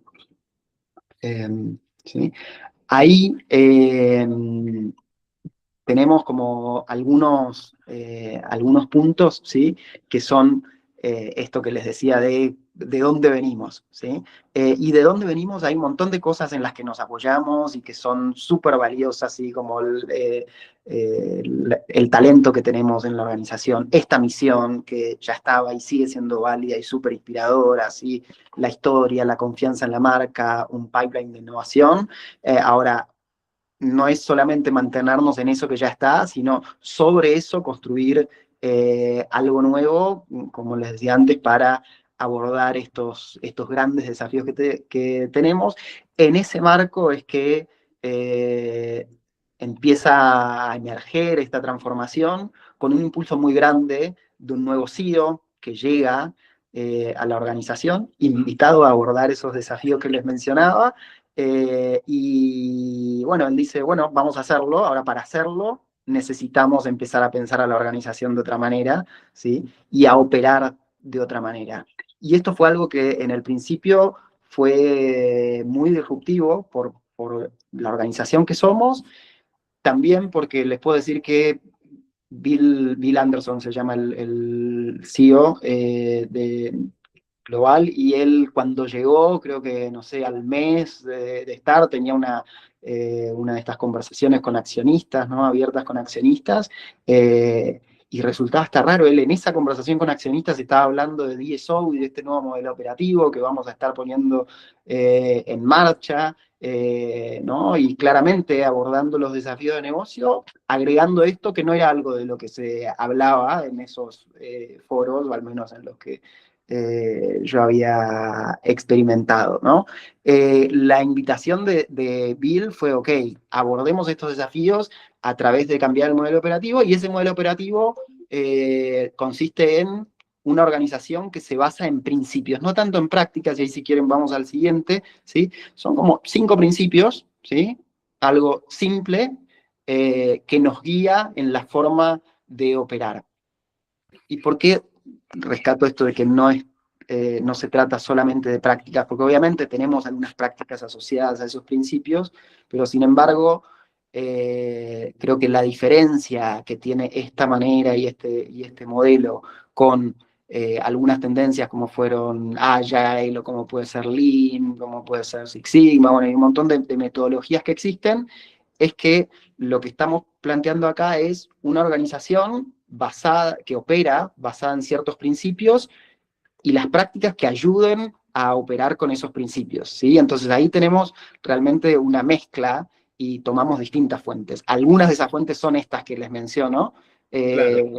pero no solamente, ¿sí? No es una aplicación rutinaria de prácticas, sino que siempre que tengan sentido con seguir estos principios, de enfocarnos en obtener resultados que fomenten nuestra misión, en organizarnos en equipos emprendedores que estén conectados en una red chata, ¿sí? En crear valor para los clientes, ¿sí? En trabajar en ciclos rápidos y en que cada uno pueda mostrarse de forma auténtica en el lugar de trabajo y trayendo todo lo mejor de sí, ¿sí? Y en esto, algo que me resonaba de lo que traías, Ari, antes, es que tuvimos un recorrido, y ahí si quieren podemos avanzar un poco. Yo de esto, en honor al tiempo, ¿sí? Quiero Dale. avanzar hasta el slide 7, es que dice el how, para contarles un poco de la jornada, digamos, de cambio en la que estamos y cómo fueron las distintas etapas, porque nosotros de hecho empezamos también buscando referentes en la industria, ¿sí? Alguna de las primeras cosas que hacíamos cuando estábamos como explorando qué era esto del nuevo modelo operativo es hacer talleres que le llamábamos inmersiones con los equipos senior para ayudarlos a empezar a co-crear una arquitectura, digamos, y una nueva estructura que sirva para operar de esta manera. Y en eso teníamos una parte del workshop que era como un gallery walk. Y en el gallery walk lo que hacíamos era saber un poco más sobre organizaciones que ya estaban viviendo esto. Y la verdad es que ahí muchos de los desafíos que teníamos de parte de los líderes eran, bueno, pero estas organizaciones no son como nosotros, no tienen el tamaño, no tienen la misma industria, etcétera, etcétera. Bueno, y hoy estamos en un lugar, ¿no? Acá yo quería mostrarles esto porque es como distintas etapas del cambio, ¿no? Desde la exploración, la activación, la aceleración, la integración del modelo operativo, hasta llegar a un lugar de mayor prosperidad. Bueno, ese es el camino de transformación en el que estamos. Todavía no estamos en ese último punto de prosperidad, ¿sí? Y en este camino sí estamos ya en una etapa de aceleración en donde empieza a ocurrir que muchos de nuestros equipos, ¿sí? Ya están viendo resultados importantes y muy diferentes en base a operar de esta nueva manera, ¿no? Y hoy, bueno, por eso también podemos empezar a ayudar inclusive a extender esto con otras organizaciones y a poder compartir algunas buenas prácticas. ¿Ari? Qué bueno, Lucas. Un pequeño comentario. Nosotros, cuando estuvimos en el encuentro anual de Corporate Rebels el año pasado, pudimos interactuar con gente de Alemania, conocimos también a gente de España, de Bayer, que nos contaban prácticamente lo mismo que nos estás contando, y eso nos da cuenta de que no es cada uno con sus casos particulares, ¿no? Pero de que no es algo aislado y de que es algo que muchas personas, que seguramente miles de personas, @Bayer lo están viviendo de manera distinta. Y bueno, y entonces en un ratito queremos que nos cuentes un poco más de tu mirada personal, ¿no? De cómo lo venís viviendo. Y también hay una pregunta que nos hacen, y queríamos invitar a todo el mundo a que hagan preguntas, a que escriban lo que habíamos pensado como el diseño del espacio, es a que Lucas nos cuente un poquito estas dos cosas, ¿no? De cómo viene siendo el cambio en Bayer, cómo vos lo estás viviendo, y que después podamos tener un poquito de ida y vuelta con la gente que nos acompaña, ¿no? Ok, perfecto. Sí, y ahí sobre una cosa, ahí surgía la pregunta desde cuándo, y que no lo dije antes, esto empezó en 2023, ¿sí? Entonces ya estamos en, bueno, junio, sí, 3 años desde que empezamos esta jornada. Digamos, empezamos es junio, empezó Bill como CEO, y ahí empieza la rueda a rodarse, ¿no? Eso lleva un tiempo. Mi jornada personal en esto es, yo estoy en un rol de agente de cambio con distintas variaciones, casi desde el inicio, ¿sí? Empecé en febrero de 2024 a tomar este rol. Yo era parte de la organización de HR, yo estoy hace 10 años trabajando en Bayer, entonces vi distintas versiones de Bayer, ¿sí? Hasta ahora. Y realmente en el momento en que esto empezó, había mucha incertidumbre y no se sabía muy bien de qué se trataba esto, y había mucha desconfianza también, de, bueno, realmente esto va a terminar siendo algo o va a ser una reestructuración más. Y personalmente a mí me inspiraba mucho lo que esto traía como para el futuro de los lugares de trabajo, ¿no? Yo creo que hoy definitivamente el mundo del trabajo está cambiando y requiere cosas que son diferentes a las que eran requeridas hace, no sé, 20, 30 años o 50, y muchas organizaciones, incluida, les puedo decir, Bayer hace algunos años, y algunas partes de Bayer todavía ahí, ¿no? Actuamos en base a ciertas premisas que eran válidas antes y ya no son válidas hoy. ¿Sí? Entonces, para mí fue muy inspirador el decir, bueno, empezamos algo que realmente me sonaba disruptivo, nuevo y muy acorde a lo que creo que requiere el lugar de trabajo para el futuro y para las nuevas generaciones.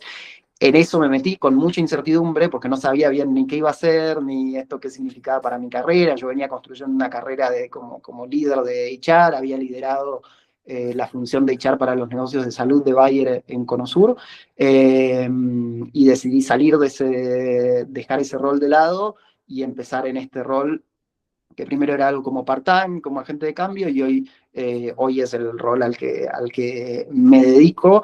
La incertidumbre ha sido parte de todo este recorrido, porque realmente vamos construyendo a medida que avanzamos, ¿sí?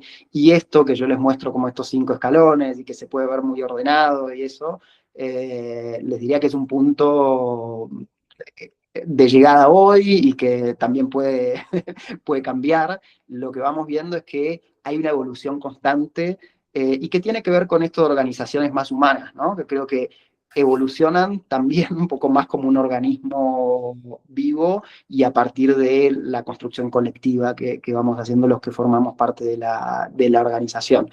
Eso. Bueno, gracias por estar atentos. Nos falta, Lucas, un slide más, ¿no? ¿Te parece que vale la pena que lo compartamos?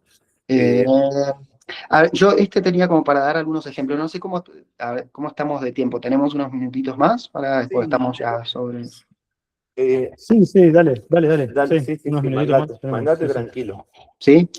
No, solo, a ver, este último que habla de, bueno, cuáles son las ventajas que trae este modelo operativo, ¿no? Y tiene que ver con los 3 principales objetivos que perseguimos con esta transformación, que es tener un rol de líder mundial en la innovación, ¿sí? Que esto genere un rendimiento financiero superior y principalmente que las personas en la organización se sientan plenas y productivas. En esto acá ustedes pueden ver, bueno, que hay como cuestiones concretas que ya se van viendo de resultados.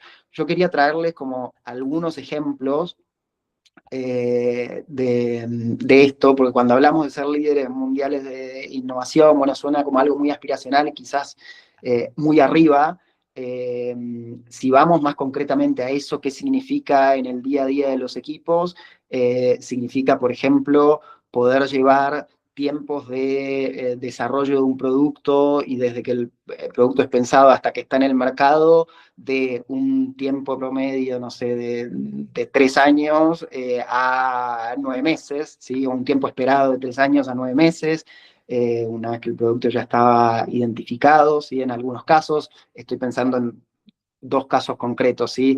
Uno en Brasil, surge una idea que es a partir de redes sociales, había como una tendencia de ver, bueno, los beneficios que traía para la piel la rosa mosqueta, ¿no? Y eso se hizo como muy viral, sobre todo en TikTok y eso, y a partir de eso surgió una idea de, bueno, ¿por qué no? En Brasil hay un negocio grande de derma en el negocio de consumo masivo, ¿por qué no generar un producto de estos? Y ese producto, rompiendo todos los récords en tiempo de entrega, pudo estar listo y en el mercado en 9 meses. Otro ejemplo de Pharma, ¿sí? En Pharma teníamos para Argentina el lanzamiento de un producto que es para los ojos, se llama Ailía.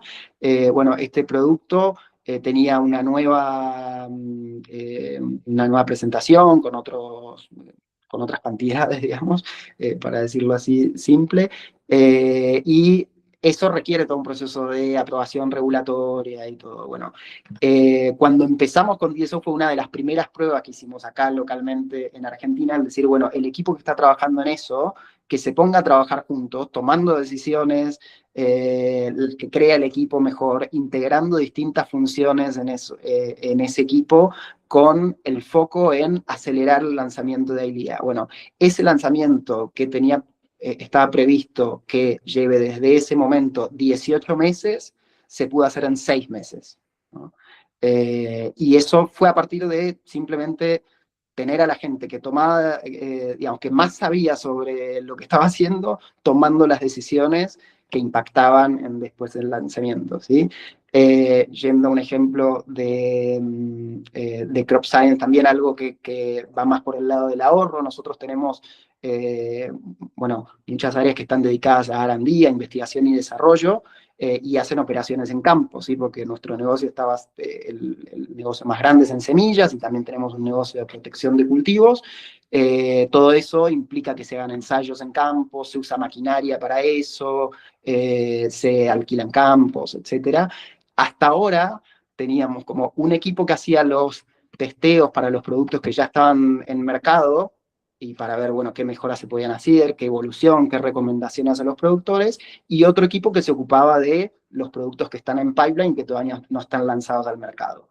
Esos equipos hacían en muchos casos lo mismo, pero con budgets diferentes, con contratos diferentes y prácticamente no tenían interacción entre ellos. A partir de DSO se armó una comunidad que ellos llaman One R&D, ¿sí? un R&D, una investigación y desarrollo.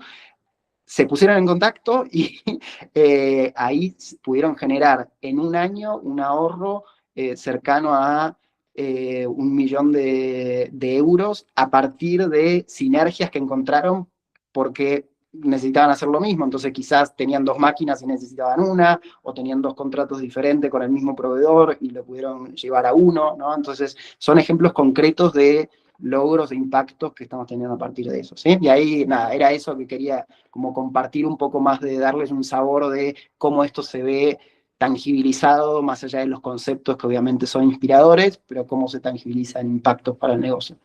Qué bueno, Lucas. Gracias por esos ejemplos.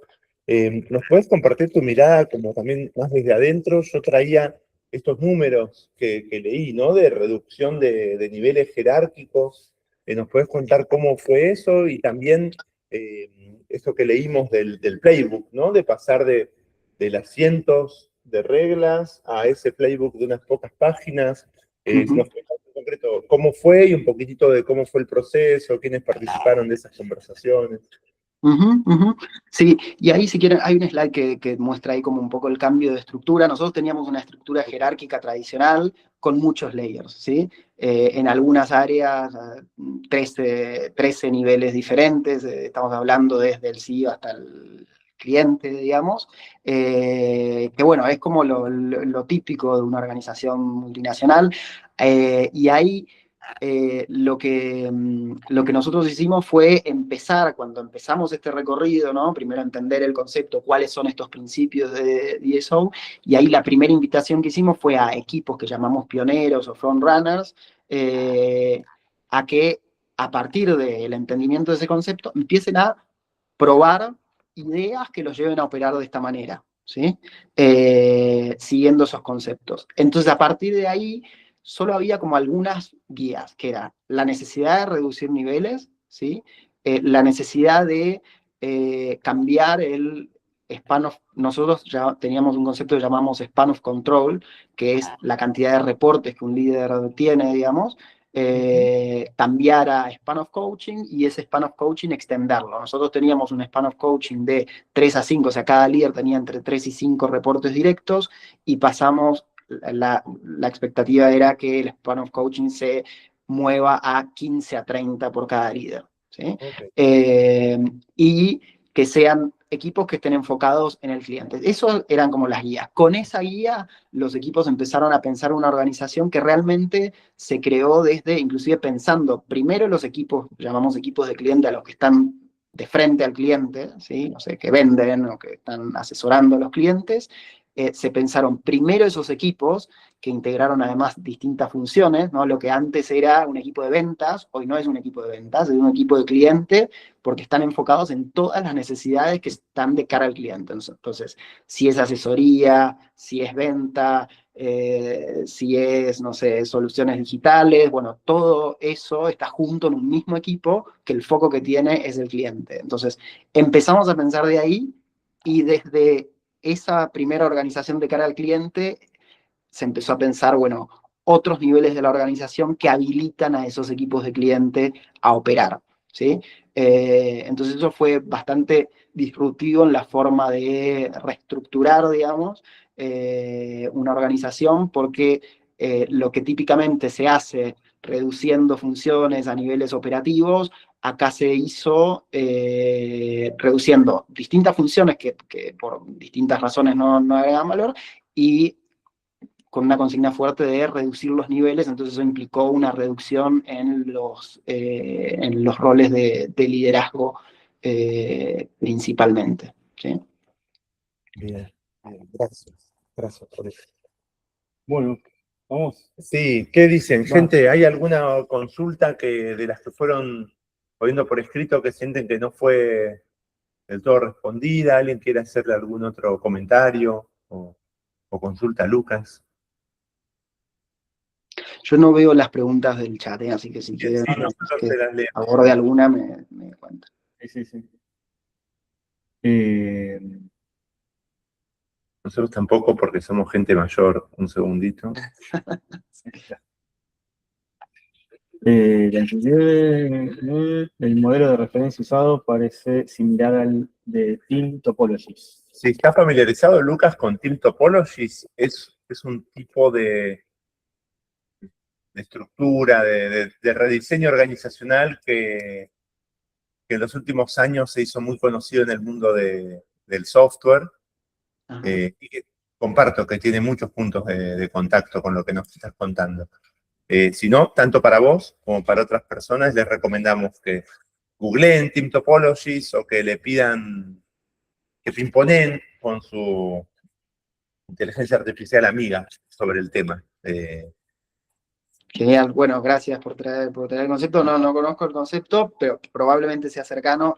Como les decía, hay como distintas fuentes en las que abrevamos y en las que nos basamos para esto, ¿sí? Claro. Está, no sé, Holocracia, ¿no? También plantea algunas cosas que el diseño termina siendo similar a esto.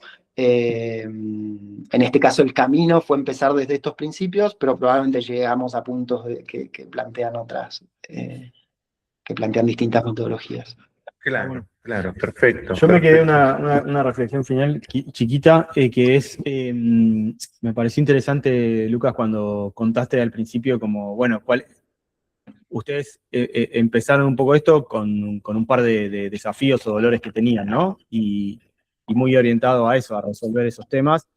Y me parece interesante pensar, digamos, todos estos caminos, ¿no? Vamos a ponerle autogestión o un poco, no sé, o descentralización, como un medio para resolver un problema, digamos, ¿no? Acá imagino que hay muchos que somos más románticos o más amantes de esto simplemente porque nos parece que es lo que nos gusta, pero me parece que está bueno también ver el foco más pragmatista, como de, bueno, hagamos esto porque es una forma mejor de hacerlo y se puede medir y tenemos los resultados, digamos, ¿no? Entonces, me parece que no hay que perder el foco en eso, como de, bueno, estamos planteando que vamos a hacer las cosas mejor, digamos, ¿no? ¿Y qué significa mejor? Significa que vamos a tener esto, que vamos a tener estos resultados, estos cambios, vamos a achicar el tiempo en el que salen los medicamentos o el tiempo en el que entregamos los productos o vamos a tener mejores productos, la calidad va a aumentar, etcétera. Pero me parece que es importante tener en la mente eso siempre, que es, al final, es un medio para una cosa, digamos, ¿no? No es el fin.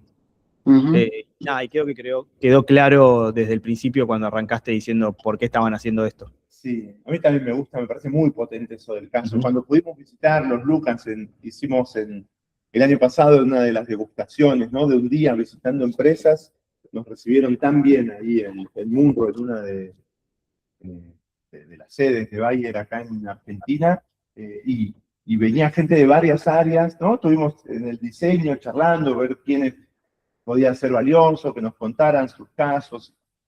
Nos recibieron como 10, 12 personas, ¿no? Fueron súper generosos en dedicarnos ese tiempo, y era muy lindo ver gente tan diversa, de orígenes tan distintos, con formaciones tan distintas, y cada uno resaltando algo diferente, ¿no? De por qué para ellos este cambio había sido tan positivo, ¿no? Que habían ganado de autonomía, de eso que estaban en roles de más jerarquía, de cómo compartían la propiedad, y era muy valioso. Realmente las 2 o 3 personas con cargos altos estaban tan anfitriones, y mi sensación era que no era solo con nosotros, ¿no? Como que había habido un cambio de mentalidad tan fuerte, ¿no? Donde el líder entiende que sobre todo habilita que la gente sea parte, ¿no? De las conversaciones, de las definiciones. Fue muy lindo, la gente de la planta, la gente comercial, la gente de marketing, un par de managers. Realmente fue muy valioso verlo de primera mano. Y bueno, estamos muy agradecidos, Lucas, de que nos hayas acompañado y tenemos más curiosidad y más ganas de seguir sabiendo cómo esto sigue evolucionando, cómo sigue evolucionando el equipo de transformación también, ¿no? ¿Qué pasa? En los capítulos me gustaría como hacer más profundidad en cómo se prepararon, cómo lo están viviendo hoy, cómo es la agenda hoy del equipo de evolución, qué se imaginan de acá a un par de años. Eso, cómo se maneja esa cross-polinización del pasado, actual y a futuro, ¿no? Sí, y hay todo un capítulo ahí, bueno, que también, no porque sea tan importante el equipo de transformación, sino porque realmente nos proponemos ser pioneros y ser role models de esto, entonces experimentamos muchas cosas que la organización experimenta después, con muchos aprendizajes, algunos inclusive dolorosos, ¿no? Y bueno, después eso resulta en algo que puede ser útil para la organización como un todo, así que con gusto encontremos algún espacio para eso. A mí la verdad es que me apasiona este cambio en el que estamos embarcados y también la idea de poder crear una red con otras empresas que están en la misma búsqueda y poder acompañarnos, ¿no? Que la verdad es que es un camino mucho más lindo cuando lo hacemos juntos. Gracias por la invitación. Qué bueno. Muchas gracias, Lucas, por acompañarnos. La seguimos. Y gente, antes de cerrar el webinar, queríamos compartirles un par de próximos espacios que estaremos haciendo desde Gemba. Uno es una charla informativa de Gemba Expedition, el viaje que hacemos para ir a conocer de primera mano empresas como Bayer. No está confirmadísimo, pero esperamos poder visitar, que nos reciba gente de Bayer en Barcelona. Estaremos nuevamente en Madrid, Bilbao y Barcelona, ¿no? Estas son algunas de las empresas que nos han recibido en el pasado. Lo que solemos hacer es que un 60, un 70% del plan ya está definido de antemano y el resto lo terminamos de armar una vez que esté el grupo. Ya hay varias personas armando el grupo de noviembre, gente muy interesante y esperamos contar con algunos de ustedes o de gente a la que ustedes les puedan recomendar. Che, no te podés perder este viaje, ¿sí? Además de esta edición de noviembre, estaremos haciendo ahora estas nuevas ediciones del bootcamp de autogestión, ¿no? Dentro de muy poquito estaremos en Costa Rica, y estaremos también en México, en Colombia, y luego nos reencontraremos aquí en la segunda edición del año en Buenos Aires. Estamos muy contentos del programa, cómo nos quedó, de las ya más de 10 ediciones que hicimos de este programa y cómo lo hacemos evolucionar continuamente, cada vez con alguito más de referencias también a cómo impacta la IA. Volvemos a mencionar las Rebel Cells para que lo tengan presente, en cuenta. Y por último, queríamos compartirles que hasta el próximo lunes, ¿no? Hoy es jueves, para quienes hayan participado en este webinar, queremos ofrecerles un descuento especial para estas 4 ediciones del Bootcamp, que tanto si vienen solos y solas de 20%, como un descuento que se pone todavía más jugoso si vienen con más personas. Y eso no lo hacemos solo porque somos muy buena gente, que lo somos, ¿no? O creemos que lo somos. También sabemos que el bootcamp se aprovecha mucho mejor si vienen en grupo. Si vienen 2, 3, 4 personas, que después al volver son menos alienígenas, ¿no? No son gente que vienen, son de paz y que hablan un nuevo idioma solos, sino que son 2, 3, 4 que vuelven con una lista priorizada de cosas para hacer y tienen mucha más tracción, mucha más capacidad de impactar en la organización. Así que recomendamos mucho este programa porque lo hacemos con mucho cariño, porque cientos de personas ya pasaron y les dio mucho valor, y también recomendamos venir en grupo, que eso ayuda a maximizar el impacto. Vamos.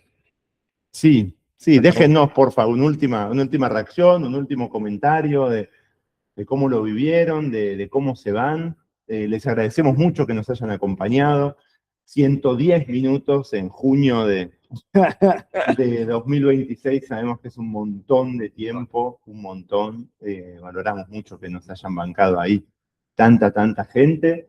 Que es un partido entero con alargue prácticamente, ¿no? Sin los penales, se decidió en el alargue.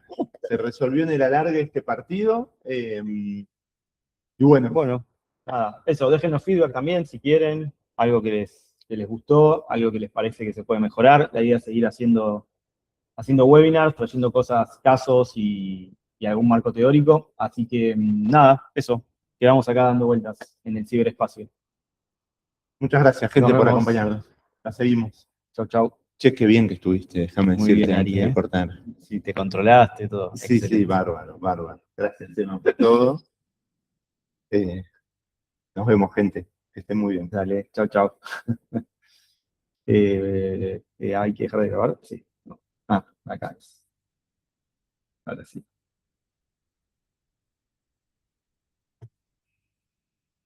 Te dejo a vos, ¿no?